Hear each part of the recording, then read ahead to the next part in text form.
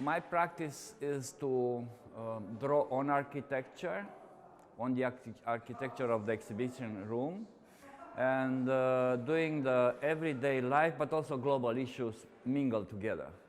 And my style is more like a mix between graffiti and art brut, and I call them press editorial because they are kind of a small article, opinion article, but in a visual form. And so I was commissioned specially here to fill up some of the leftover spaces leading towards the exhibition. This is very common in our days. There's a lot of museum institutions who have spaces, windows, they don't know what to do with them, basically. And my practice can accommodate that. And in a way, if you walk through my path, it's like you are reading a newspaper. And it's like, you know, like you are updated on what's going on from coronavirus, but also having the overall topic of exhibition inside, you know, about the dream of stability of 30 years ago doesn't work today. So what's the difference? Yeah. Well, I'm an artist, but a journalist in the same time. So it's already more than 30 years that I draw every day.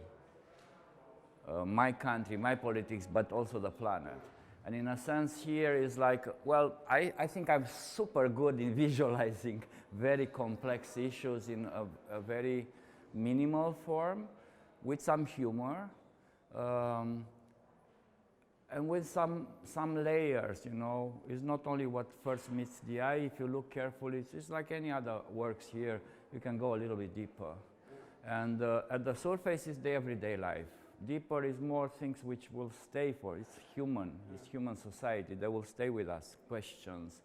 You know, what was, I wrote on the wall, like 30 years ago, 35 years ago, I was queuing, no? I had no food in communist Romania. So I queuing for sugar, oil. These are not good. Now you realize, now you queue for your existence, but basically, that idea doesn't work today. It's not healthy.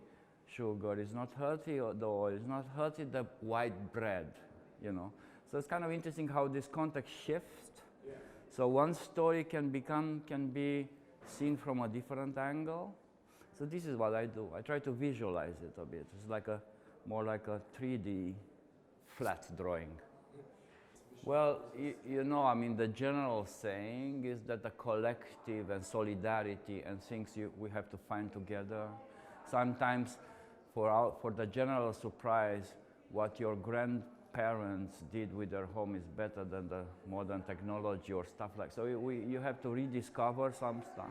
In my case here, I'm just commenting how, how all these kind of scares, angst, you know, are shaping us. Yeah. You are constantly shaped by the fear. So, but we've been with the fear all the time, you know. So there's a tank and there's a think tank. What you choose? You choose the tank or you choose the think tank. So it's like, I don't have any answer. I've been passing from a dictatorship, and today people in your country dream of communism, and I'm coming from that nightmare.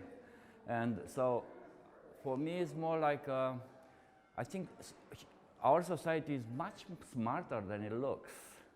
And that we can find solution for everything, and we can be much more like, even though I'm not for this kind of forced collectivity, but it's absolutely sure that if you exchange ideas, you come up with a good answer. So maybe this is the best society. Collective finding good answer. Yeah, not so much public space, but I mean, if you consider, because I'm illustrating a weekly magazine since 30 years, yeah, so that's kind of a 16-page public space, but it's an art magazine. No, it's a political one. But I'm also doing as much as I can inserts, and so somehow these drawings will be spread in some. But usually I'm attached with the art institution because they give me a very good context. If I'm on the street, people don't take it. They take it in a different way, so I have to be very careful what kind of language I use on the street. Here, you know, I'm relaxed. Everybody who ever showed in Kunsthalle is on my side. So, and also the entire quarter here. But I do sometimes projects. I have in my own hometown in Sibiu, in Zimbabwe, in Romania. I have a wall, a very long wall, 30 meters, and I'm drawing it since 10 years on the street. So it's like a constant newspaper, like a wall gazette. So, but it's my environment a little bit. I control. I'm not scared.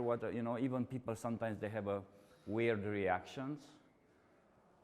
Even here,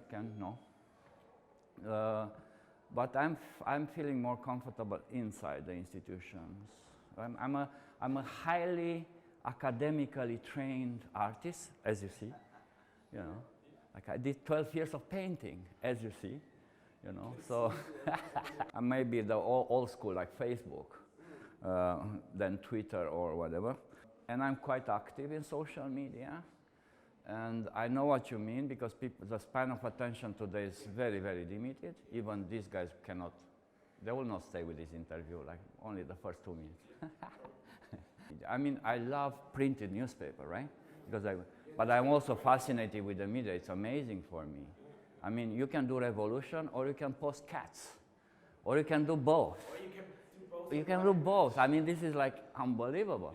And in a sense, this is also very cool how it's unprecedented how people show their it's like you pick in hundreds or thousands of people's homes. This is, so for the first time in my life, I can GPS myself a little bit, like in the intellectual, what kind of answer, where you place yourself. And I have to tell you, sometimes I'm shocked, right? I was never aware how people can be mean. And sometimes I'm shocked in a positive way how interesting stuff are all over this planet, right? Yeah. So I'm a part of the thing, yeah. Thank you very much. With pleasure. Thanks, Dan. Cool.